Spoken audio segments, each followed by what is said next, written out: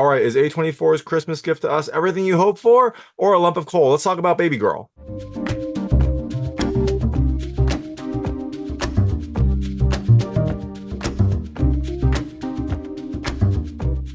Hi everyone, it's David Stark from Watcher Pass. I'm here to talk about Babygirl, which is coming to theaters on December 25th, 2024, just in time for Christmas, just in time to make everyone's stocking stuffed, I guess. It is a new kind of like erotic power thriller starring Nicole Kidman and Antonio Banderas and Harris Dickinson.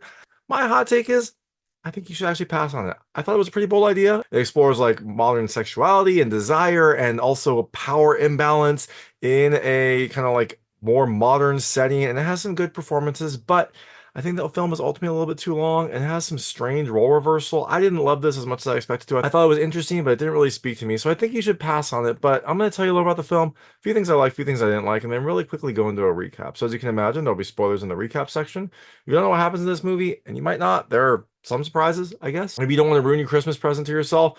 If you don't want any of that, I would turn it off when I get to the recap. Before that, though, I'll keep it vague. I'll keep it spoiler free. I'll let you know when I get to those spoilers.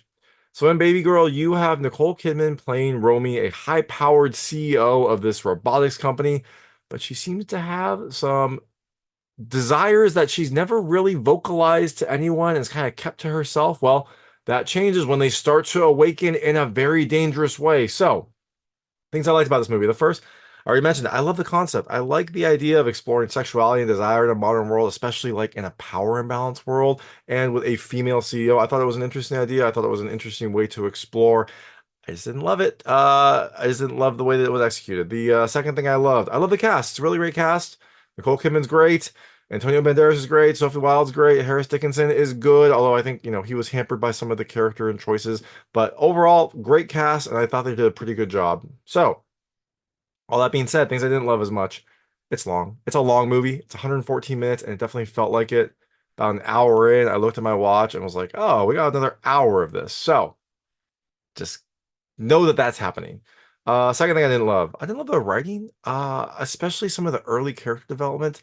It felt random, it felt staccato, it didn't feel natural.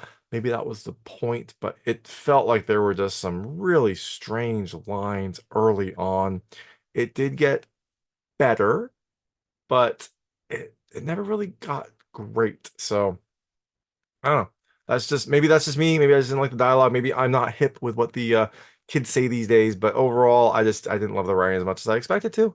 And the last thing I didn't love, there were some weird role reversals. I mean, this film kind of explores sexuality and desire and specifically kind of like a dom submissive type of situation. And it's an interesting concept, but it felt like they flipped a little bit too quickly. It was a little bit too fluid. I don't know. Maybe that is what it's like. I'm not really part of that world, but it didn't feel like a believable situation to me. So, all that being said, Babygirl comes to theaters on December 25th, 2024. Like I said, I think you should probably pass on it. But you know what? If you do check it out, let me know what you think. Let me know what you liked and didn't like. I'd love to hear it. And I'm going to really quickly go into a recap right now. So if you don't know what happens in this movie, I'm going to turn it off now because there'll be spoilers. So, Romy is played by Nicole Kidman. She is a high-powered CEO of a robotics company. She has like clawed her way to the top and kind of built the beautiful, ideal life. She's a high-powered CEO. She's doing great. She has a beautiful family. She's got a fancy condo in New York. She's got a vacation home. She has everything you would possibly hope for, but she seems to have some unfulfilled desires that are just not, she's never been able to like vocalize them. The movie starts with her having sex with her husband, Jacob, played by Antonio Banderas. And after that, she goes to like quietly pleasure herself.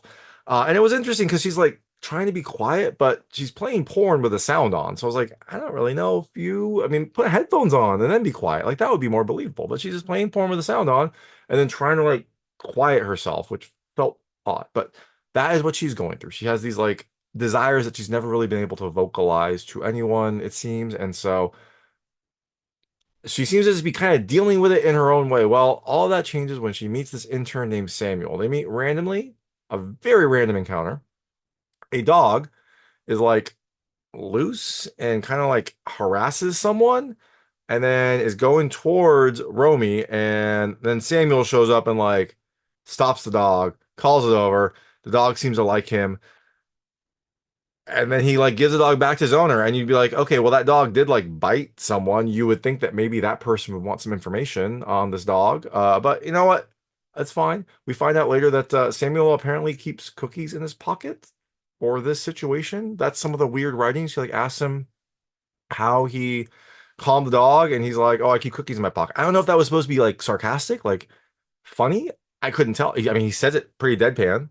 And he's like, and then he says like, "Would you like a cookie?" So he starts kind of like exploring, an interaction with the CEO in a way that she's probably not used to. But again, it was weird. I don't know. Maybe it was sarcastic. I'm not sure. But anyways, Samuel is an intern at Romy's company. So very big power imbalance. CEO, founder, intern.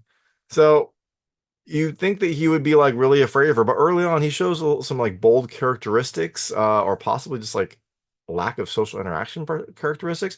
He asks like interesting but not socially acceptable questions. He seems to like speak out to her in a way that most people probably wouldn't. He pursues her as a mentor in their mentorship program because she's on the list. He's like, hey, they sent me the list. You're on the list. I would like you as my mentor. So eventually she does become his mentor, and at their first meeting, he kind of like he asks her some questions. He shows that he's smart, and then I think he also says something like that she likes to be told what to do. He thinks that she likes to be told what to do, which is weird because she's like a CEO. She's always telling people what to do, but he posits out that she seems to want to be told what to do. And also at this first meeting, they kiss, but it's like a brief kiss, and then she's like, embarrassed and moves on. Now, later, at like some work drinks function, Samuel secretly orders her a glass of milk. It's a callback to an earlier conversation they had where like she asked him to make him a cup of coffee while she was on the phone, and he asked her like, "How many cups of coffee do you drink?" And she's like, you shouldn't ask me that. 7." He's like, "That's too many cups of coffee. You should drink some milk," or something like that. Well, he orders her some milk, and it's a weird scene because no one knows where this milk came from, but she does. And so she like chugs it in front of him, like drinks it while he's like over away and kind of like watching her. And then later in the night, he like comes up to her and says like "good girl" as he's leaving. So he's starting to get this like, kind of like power over her, I guess. Later they meet up in a really crappy hotel where they eventually do hook up. She initially kind of like doesn't want to, but it's kind of weird because she's like, I guess it's showing the the push and pull of like what she should be doing versus what she wants to be doing. She doesn't think she should do this. So she's like nervous, but she kind of already committed to this by like entertaining this idea and coming to the room. So it seems like she wants to do this.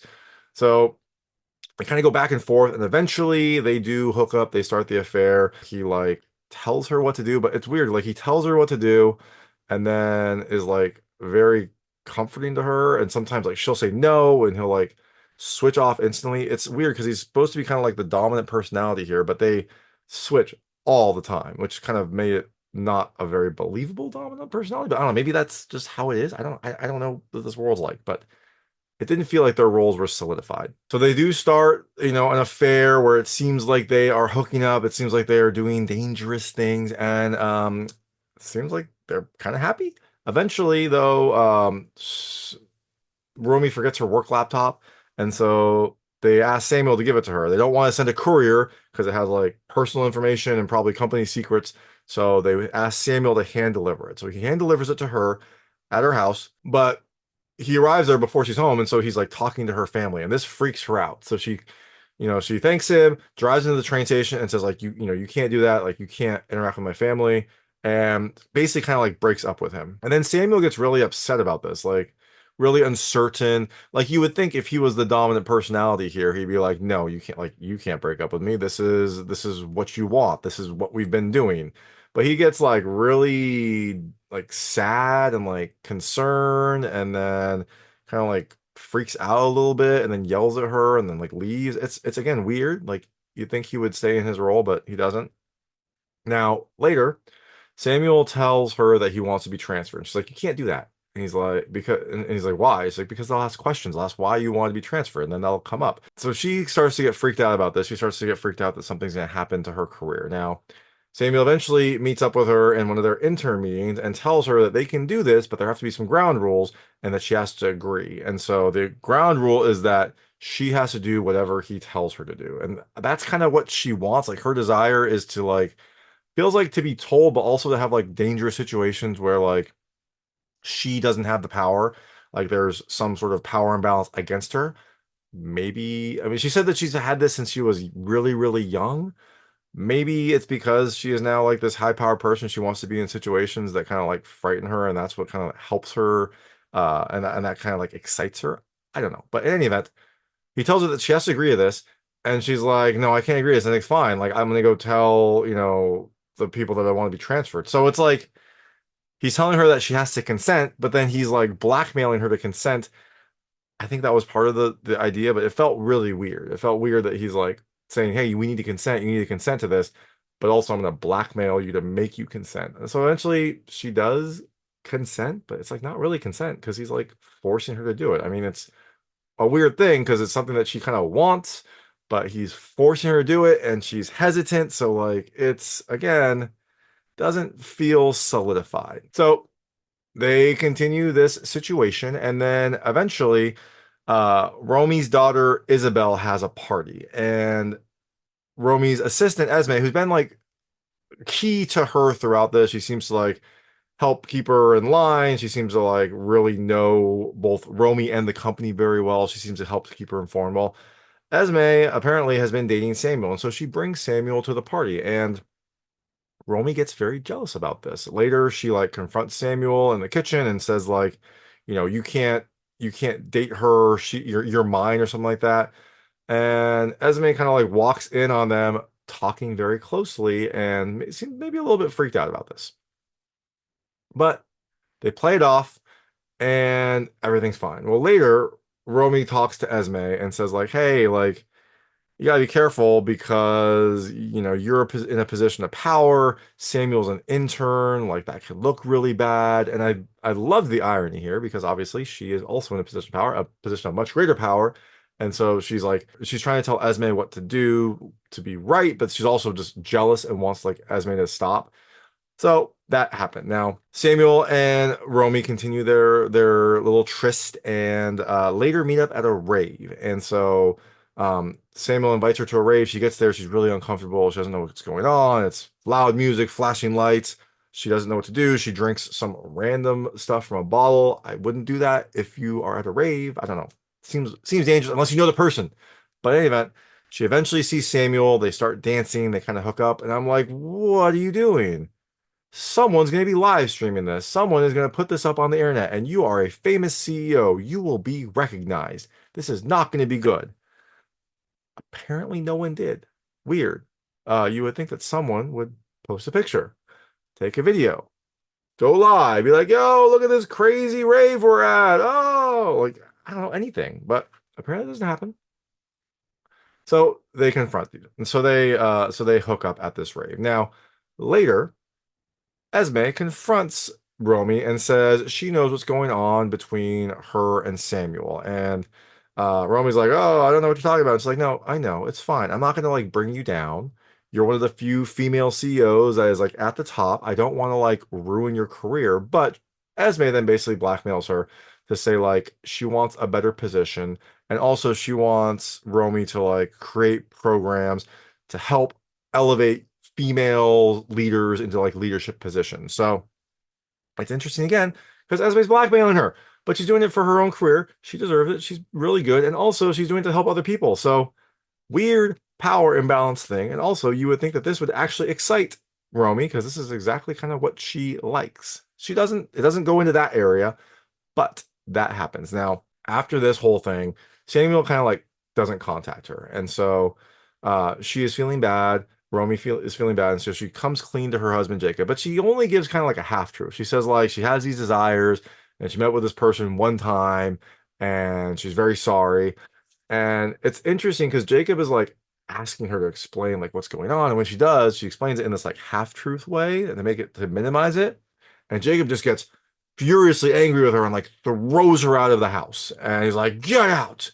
And I was like, that's a big step. I mean, yeah, obviously he is very sad, before that, she had said that like she'd never orgasmed from him and was very upset. Um, but I guess this has been building because earlier they were in an intimate scene and Jacob was trying to, initiate intimacy with Romy and she was like upset and said like she's never orgasmed with him. So this has been kind of a long time coming, but it was a weird kind of like quick turn for Jacob. So Jacob throws her out. I mean, he throws her out of her luxury condo, so she goes to her luxury vacation house. Not the, boo-hoo, but she has another house she can go to, so I guess she's okay. Anyways, while she's there, Samuel somehow is swimming in the pool, and you're like, how did he know that she's there? I guess presumably she could have texted him, but Samuel wasn't talking to her, so I don't know. It was weird, but I guess Samuel somehow found out she was at this house and is swimming there. So Romy goes to see him. They hook up, and later they're hooking up in the house, and her husband Jacob shows up, and he gets mad at Romy for lying to him because she kind of minimized it, and he knows who Samuel is. He's seen Samuel. He's seen Samuel at the parties. He's seen Samuel at their house. So he gets upset at Romy for lying to him. He gets upset at Samuel. They fight. They have kind of like a pseudo fight. I mean, Jacob is more angry than Samuel. Samuel like is about to punch him, and then Romy says stop, and so he doesn't, and then Jacob sucker punches him, and then later I think Samuel does punch him. So it's a quick fight. After Romy is like taking care of them, she gives them both ice packs for their wounds, and Jacob gets really upset at Romy and like berates her essentially for these like sick desires and things like that she has. And Samuel's like, you know, not to, butt in or something like that, but like your views on sexuality are outdated, which I guess is probably true. But Jacob's old, Romy's old, but Samuel kind of pops in and like tells him that. And after this, Jacob has kind of like a panic attack, and Samuel helps him overcome it. He like gets right up to him, he like puts his head on him and says like you gotta breathe, like breathe with me, and he like demonstrates breathing for him, and like Jacob follows. And I was like, oh wow, this is the perfect time for a little old switcheroo. Maybe Jacob likes being told what to do, and Samuel is telling him what to do. I think maybe it was just to show that that's kind of Samuel's personality. But I was like, okay, this could be interesting. There were a couple times when you could have like interesting, weird sexual encounters happen and like really stir the pot here. They didn't. Samuel helps Jacob come down from the panic attack, and then that's it. So after this, we see that Esme was promoted to the junior leadership coordinator, and Romy seems to be taking a step back. She's living in their vacation home. Seems like Jacob has like gone back to their luxury condo in New York and is taking care of the kids. Romy seems to be kind of like just wallowing here. And eventually, her daughter Isabel comes to see her and says like she's got to go back. Dad's upset, and so Romy then goes back, makes up with Jacob. Seems like they're doing okay now. After this, Romy returns to her company, and someone named Sebastian, who's like an executive at the company or high up at the company, comes to talk to her and asks, like, hey, whatever happened to that Samuel? Because Samuel had gotten him a cup of coffee earlier in the movie. And so, like, whatever happened to that Samuel guy that got me a cup of coffee? And she's like, I think he went to like Kawasaki or something like that. He's like, oh, did you have anything to do with that? He's like, we should talk about this over drinks at my house. And she just basically tells him to F off. She's like, whatever you think you have, I don't care. You're not blackmailing me. And if I want to do anything like that, I'll pay someone to do it. So it was a fun scene, like to show that she is now like confident and telling him to back off, even though he has something over her. That is something that she seems to like, but she is at this point over all that, or at least controlling it or dealing with it. And so she just kind of like tells him to go away. Now, after this, we do see that it seems like Romy and Jacob are starting to explore her desires. The film ends with like Jacob doing to her what Samuel had done earlier in that dirty hotel room. She's like lying on her stomach. He's like pleasuring her and whatnot. And so it seems like this is working. It appears to be working for her. But then while this is happening, we also see scenes of like Samuel in that hotel room with that dog that we saw initially. And he's like petting the dog and like telling the dog what to do, which I guess is maybe a callback to like some of her desires. Like that was kind of what she wanted like Samuel to be dominant over her and hold something over her, I guess. And maybe that's what she's visualizing. Maybe that's just a parallel that we have here, that now that her and Jacob are connecting, she doesn't need Samuel. I don't know. But that is the end of the movie. That is Baby Girl. Like I said, I think you should probably pass on it. I didn't like it as much as I expected to. I mean, I thought it was interesting, but it didn't really execute in the way that I expected it to. So I think you should ultimately pass on it. But if you do check it out, let me know what you think. Let me know what you liked and didn't like. I'd love to hear it. And thanks so much for watching. If you like this review, please like and subscribe to this channel. It helps me out a lot. Make sure all my new content goes straight to you. Thank you.